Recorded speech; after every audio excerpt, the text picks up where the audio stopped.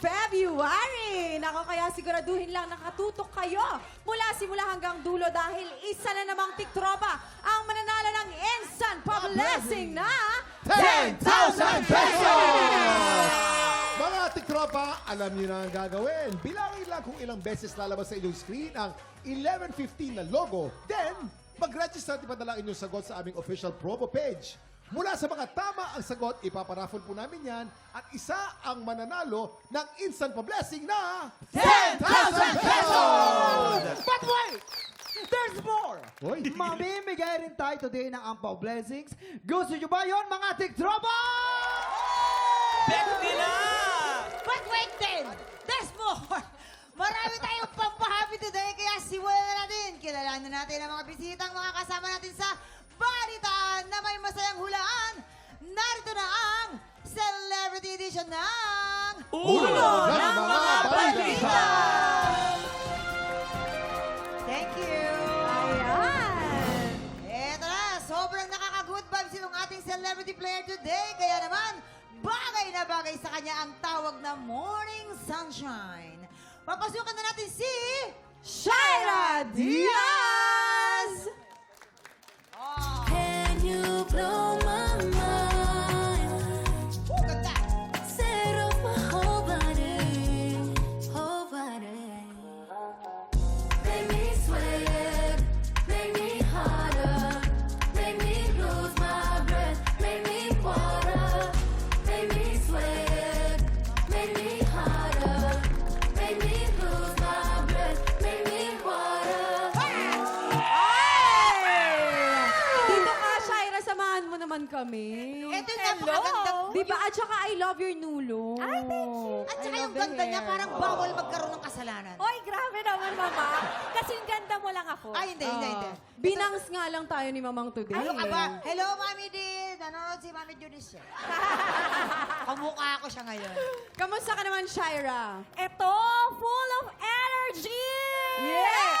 Masaya ako na nakabalik ulit ako dito sa TikTok lang. Yes, so naman, welcome back. Happy kami na nandito ka. Ah, thank you. Eto na nga, ready ka na ba sa ulo ng mga balita? Ready na! Yes! Dahil dyan, meron tayong tatlong tiktropa na may kanya-kanyang kwento. Okay. Ang kailangan mo lang gawin ay hulaan ang mga headlines na tumutukoy sa mga kwento nila. Kaya naman, eto na. Silipin na natin ang mga headline. Narito na ang... Ulo ng mga balita! Headline number 1. Batang ipinaubaya ng ina. Nagpalipat-lipat ng tahanan. Ay! Headline number 2. Bata sa probinsya na laso ng kabuti. Ano yung kabuti ba, ma'am? Mushroom. Mushrooms, okay. Hey, Headline... ilang taong ka rin, di mo pa alam yung kabuti. Sorry. Headline number 3. Batang gala, nakipagtitigan sa ahas. Ay, grabe. Yung kabuti, payong yan ng mga duwende. Headline number 4. Bunso, nabura sa memorya ng naaksidenteng kuya. Oh. Okay, Shaira, tatlo dyan ang tunay o totoong headline. Tapos meron tayo dyan isang panggulo lamang. Okay.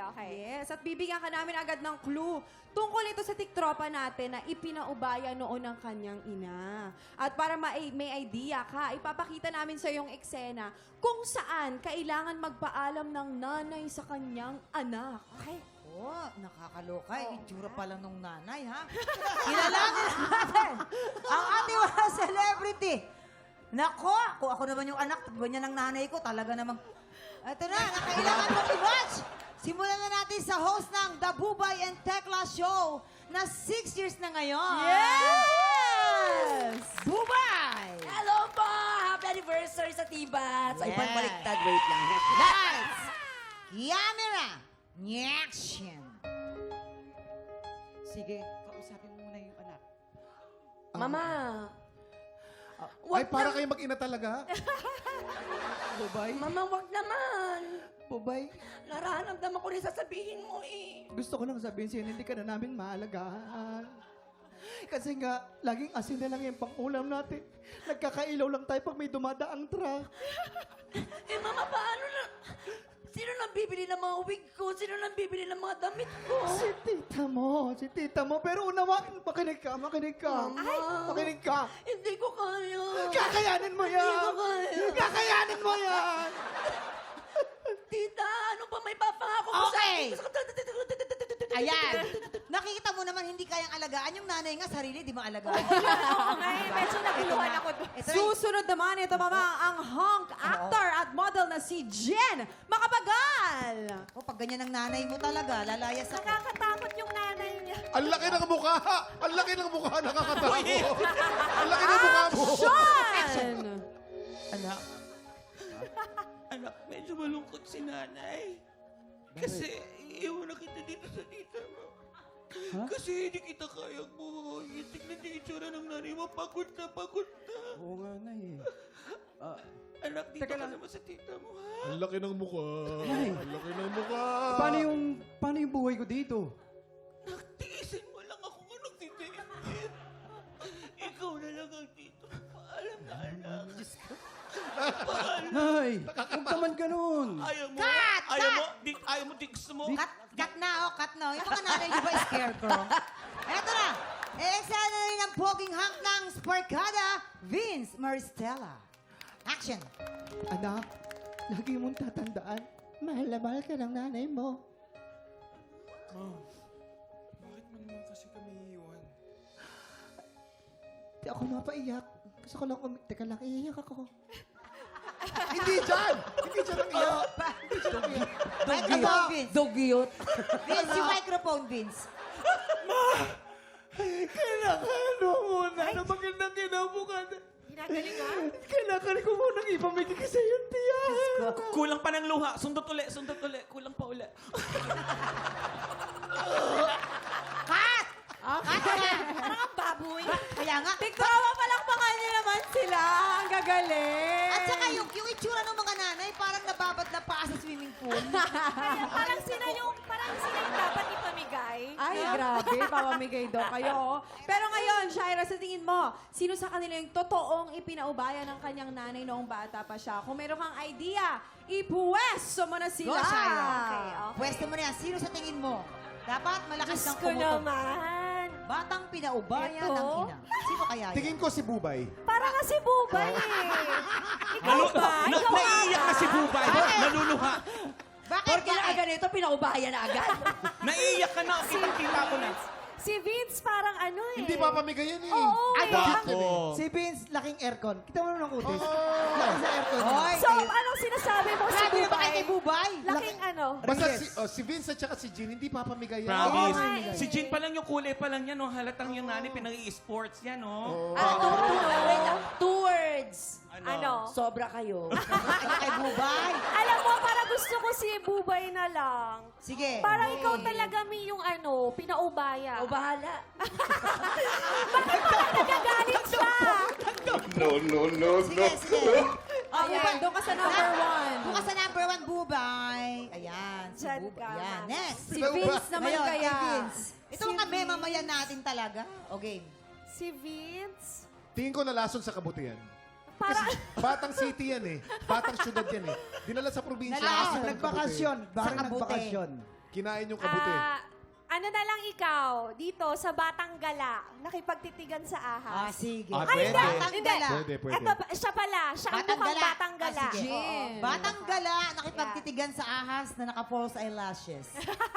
Next. Okay. Tapos si Vince dito na lang sa bunso na nabura sa memorya ng mga Kuya. aksidenteng kuya. Okay, dun siya. Sana Nalulo ka. tama. Sana, tingnan natin. Diyan natin malalaman kung mahusay kang kumutob-kutob-kutob. Tingnan na. Okay ka na dyan, Shai? Okay Opo, na. opo. Alright. Alamin na natin kung may na-match ka ba. Anong sabi ng balita? 1 point! Ay, tama ka kay Vince. Galing. Bubay, halika. Yan. Dahil eto na, si Bubay, yung batang gala na nakipagtitigan sa akin. Yes! Sabi ko na eh. Wala ka. Halika dito. Seryoso? Grabe, Yes. tignan mo naman ngayon, nakipagtitigan sa ahas dati, ngayon parot na. Kaya ako saka- ganito ngayon. Oo. Diba? At saka, oo nga, dapat pala pala naisip ko na parang si Bubay yung tipong lalaban sa ahas eh, no? Bakit kaya? Bakit tipong lalaban sa akin? Parang may kamandag dito eh. May kamandag. Na-imagine ko tuloy ulit yung ahas. Oy, Kwento mo, teka lang. paano? Oh, kamusta yung nangyari nun? Basta tumatango-tango siya, be. Tumatawa? Hindi, totoo. Ayan, naalala ko tuloy. Hindi, bata kasi ako noon sa mga kapwa-tiktokers natin 6 years old. Oo, 6 years. Hindi, 5. Five, oh. 5 years old ako noon. Lagi kong binubunutan ng uban yung lola ko. Oh. Tapos kada bunot ng uban, may binibigay siya sa akin ng Pera. barya. Oh, Di ba yan. ganun yung mga Oh, lola ganyan. dati? Ano kinalaman Ngayon, sa ahas niyan? Ano po, biglang naidlip yung lola ko. Sabi ko, tatakas nga ako, makikipaglaro ako sa mga kaibigan ko. Tapos dumaan ako sa namin, palayan. Oh, yan. Tapos biglang may nakasalubong akong ahas. Pak! Oh. Nakaganon talaga siyang ganyan. Nakipag-eye to eye talaga sa akin. Tapos, Malaki? Oo, tapos sisigaw na ako dapat. Tapos bigla niya ako pinatahimik. Paano? Paano naman yung nangyari? Sabi niya,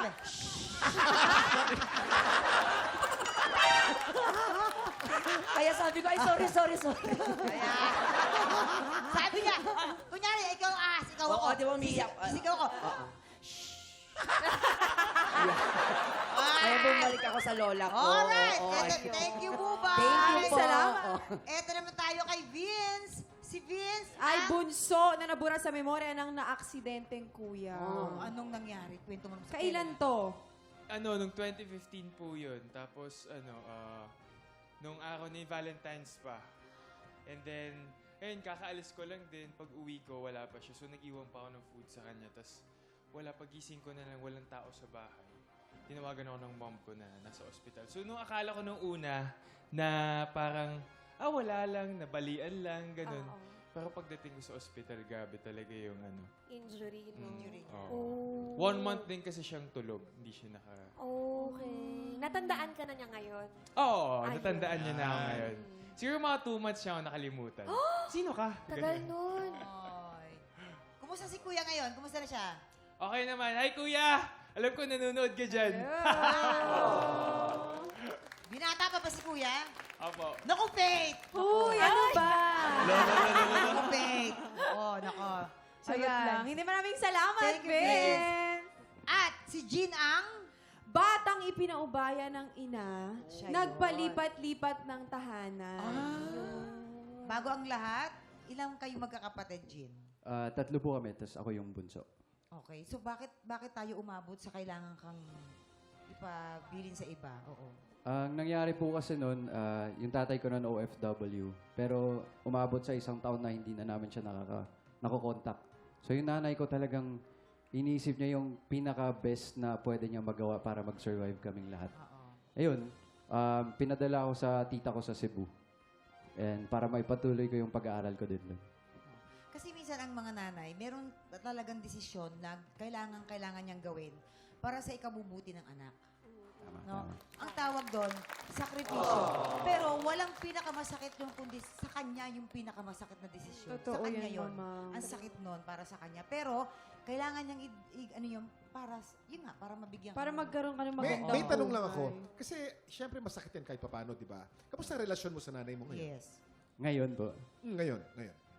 kasi nag-mature na rin ako, sobrang naintindihan ko yung ginawa niya. And I'm so grateful for my mom. Sobrang mahal na mahal ko siya. Ano po siya ngayon din OFW. And I wouldn't be the man that I am today if it weren't for her. Baka nanonood Faith, si Faith. Mami. Oo. I-hug mo siya kasi kailangan niya ng hug. Kanina niyo pa ako binibenta, ha? Uy, Hug naawa na, hug naman na. ako Hug mo na. sa'yo. Medyo nagtitiri. Ay, Ang haba. Tama na. Tama na. Ang haba. Hoy, tama na, Pe! Uy, hindi kasi kailangan niya ng gano'n, yung affection, Ayan. di ba? Naramdaman ko naman. Thank Maraming you. salamat. Thank Thank you. you, Maraming Jen. salamat sa pagbahagi ng inyong mga kwento. Bubay, Vince, and of course, Jean. Maraming salamat. Oo, congratulations. Naka 1 point At ka, girl. least, di ba? Eto na mga tiktropa. Tuloy-tuloy lang ang pagbibilang ng logo dahil marami pa kaming paandar at pa-blessing sa pagbabalik ng TikTok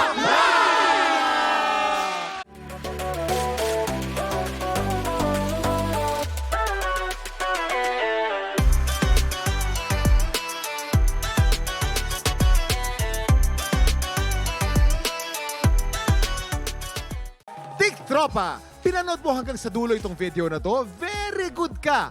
For more happy time, watch more TikTok Clock videos on our official social media pages and subscribe to GMA Network official YouTube channel.